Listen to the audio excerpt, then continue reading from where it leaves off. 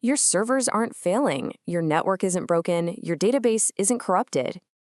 So why did your entire system just go down? Distributed systems don't fail because one machine crashes.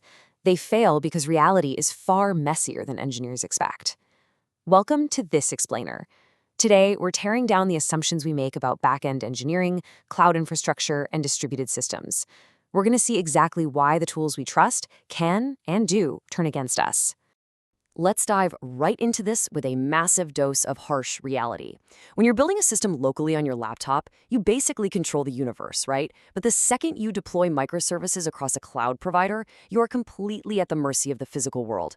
Consider a real-world incident documented by operations engineers. A hypoglycemic driver literally smashed his Ford pickup truck directly into a data center's HVAC system. Or how about the time actual sharks bit through undersea fiber optic cables? I mean, you can't make this stuff up. These bizarre, unpredictable events cause what we call partial failures.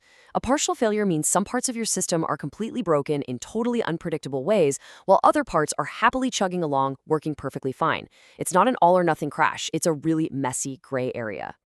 Section 1, the illusion of perfection. To really grasp this, we have to completely shatter the illusion of single machine determinism. Think about it. When a single computer has a hardware fault, it crashes entirely. It's binary. It works or it doesn't.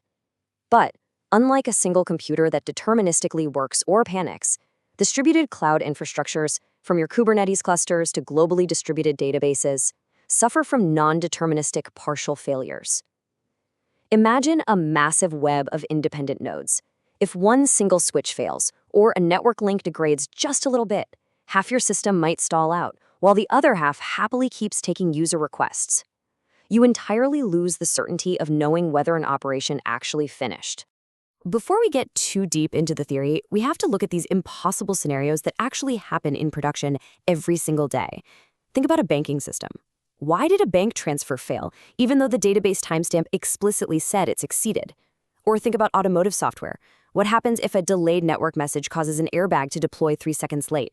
These aren't just fun academic puzzles. We're talking about phantom payment updates and literal life-or-death scenarios. The real issue we are confronting here is trust. In a distributed system, you fundamentally cannot trust your environment. Which brings us to Section 2. Why networks always lie. Modern distributed architectures, like microservices, are shared nothing. That means nodes only communicate by throwing messages over asynchronous networks. Put yourself in the sender's shoes for a second.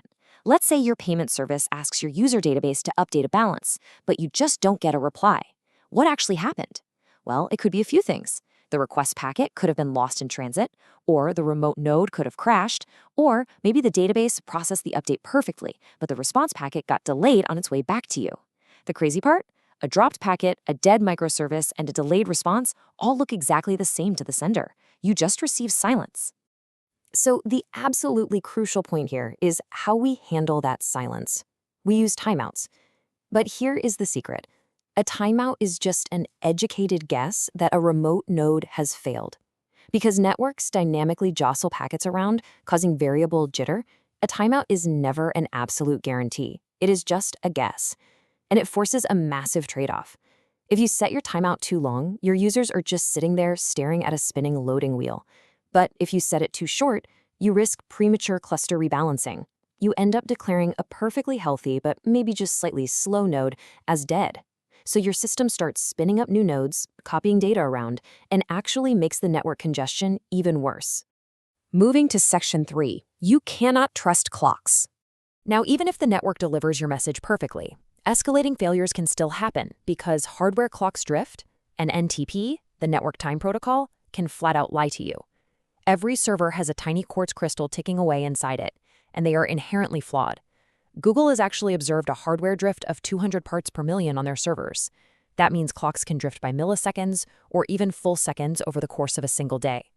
Add in leap seconds, where a 61-second minute is added to account for the Earth's rotation, which has notoriously crashed entire Linux kernel systems, and you start to see the problem. If an NTP server gets firewalled or misconfigured, your server's clock might suddenly jump backward in time. Think about what happens when multi-liter distributed databases rely on time-of-day clocks to resolve write conflicts. They typically use a last write wins strategy. But if one node's clock is running slightly ahead of another node's clock, a client could make a payment on the second node, and then a fraction of a second later make a different transaction on the first node. Because of that clock drift, the database thinks the first node's transaction happened first. Time essentially goes backward. The result? Completely lost updates. In a financial system, money just magically disappears from the ledger, all because a quartz crystal got a little too warm. Section 4. The danger of process pauses. So networks lie, clocks lie, but what about the code itself? Well, the ultimate betrayal in distributed systems is that a fully functioning process can pause entirely, without any warning whatsoever. And what causes this? Completely normal operational tasks. A Java virtual machine performing a stop-the-world garbage collection to clean up memory. Or a hypervisor in a cloud environment deciding to steal CPU time to perform a live migration of your virtual machine to another physical rack. Or even just your operating system pausing a thread to swap memory after a disk page fault. The node effectively goes into a coma, and when it finally wakes up, it thinks absolutely no time has passed. You might be wondering, how long can these pauses actually last?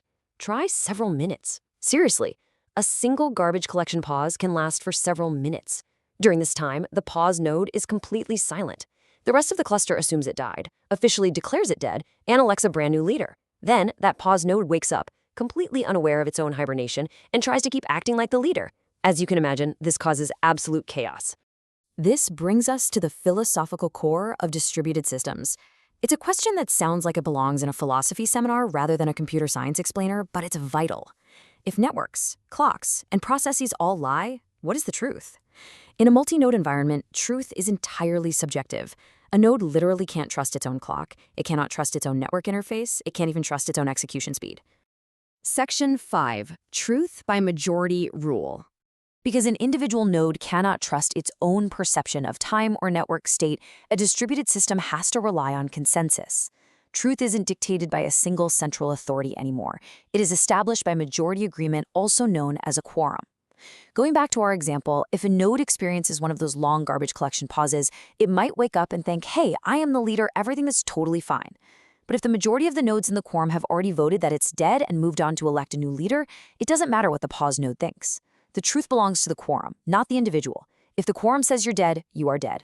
Now, up until now, we've assumed nodes are what we call honest but faulty. That means they might crash or pause, but they aren't actively trying to trick you. However, if you're prepping for system design interviews, you need to know about the absolute nightmare scenario, the Byzantine fault. A Byzantine fault is a node that actively lies, deceives, or sends intentionally corrupted responses. We see this in highly adversarial environments like blockchains or critically complex physical systems like aerospace networks, where a failing sensor might send completely conflicting data to different flight computers. Reaching consensus when nodes might be actively lying to you is honestly one of the hardest problems in all of computer science. Section 6. Surviving in a messy reality. So, where exactly does this leave us? We've painted a pretty bleak picture where networks drop packets, clocks warp time, processes freeze, and sometimes nodes just flat out lie to you. We simply cannot achieve mathematical perfection in the physical world. Instead, we have to rely on the end-to-end argument to build reliable systems out of fundamentally unreliable components. Think about the internet itself. The IP layer is completely chaotic and drops packets constantly, but sitting right on top of it is TCP. TCP provides a reliable transport layer by acknowledging received packets and retransmitting lost ones. It builds a flawless abstraction on top of a flawed reality. As engineers, we must do exactly the same thing with our microservices. We have to embrace failure rather than trying to pretend it just won't happen. And that leads us to our ultimate takeaway. Distributed systems are not about preventing failures. They are about surviving failures. You cannot stop the sharks from biting the undersea cables. You cannot stop the garbage collector from pausing your application. And you definitely cannot stop the clock from drifting. Designing truly robust cloud infrastructure means accepting that partial failures are entirely inevitable. You have to build software that doesn't just tolerate uncertainty, but actually thrives in it. Which leaves us with one final, pretty provocative question to ponder. Are your systems designed to survive? Think about your backend architecture tomorrow. Are you assuming the network is reliable? Are you just trusting your timestamps blindly? Once you understand that truth in a distributed system is just a consensus built on top of total chaos, it completely changes how you write code. It's a tough realization for sure, but it's the only way to build systems that truly last. Thanks for joining me on this explainer. I hope this leaves you eager to dive even deeper into the fascinating world of consensus algorithms. Until next time, keep questioning your assumptions.